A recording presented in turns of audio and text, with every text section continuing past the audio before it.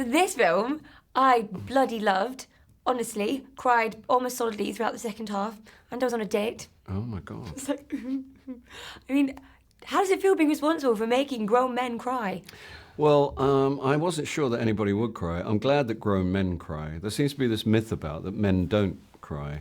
I don't know where that came from, and I don't know how it caught on, because it's so obviously not true.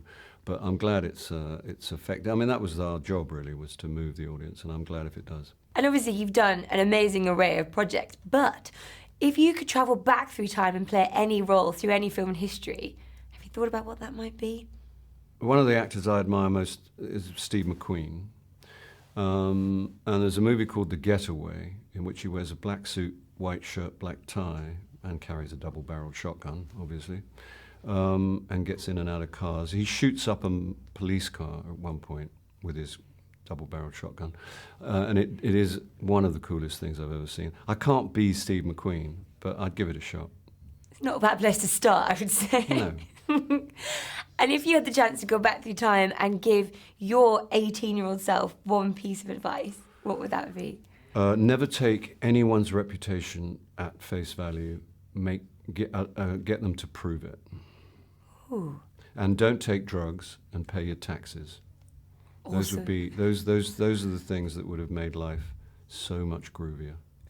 And finally, if you could go back and take back one truly dreadful, terrible, or embarrassing thing that you've done, is there anything that springs to mind?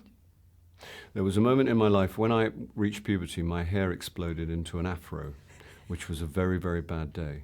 There was no precedent for that when I was a young man in terms of cool. It meant you couldn't be in the Rolling Stones. I used to plaster it down with stuff to make it look straight, which really wasn't successful. And at one point, one of the teachers at school grabbed me by the hair in order to drag me out to the front of the class to punish me. And when he felt my hair, he took his hand away and said, "Nighy, what horrible hair." And the class thought it was Christmas, and it took me about 6 months to recover. And you can probably tell by the tone of my voice that I haven't quite pulled it off yet.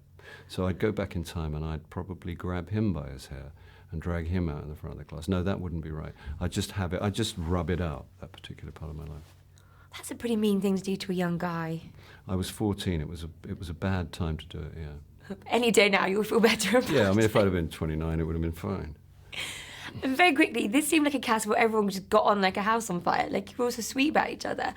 Can you tell us one thing about someone in the film that maybe we don't know? I can't think of anything, really. I'm sorry. And they are all very nice, and we got on very, very well. I know everybody always says that, but it was true. We were in a beautiful place in Cornwall. It was a beautiful summer. I can't think of anything. I know that Donald Gleeson has the same favourite film as me, which is Punch Drunk Love by Paul Thomas Anderson, starring Adam Sandler and Emily Watson. He actually mentioned that to me. Did he?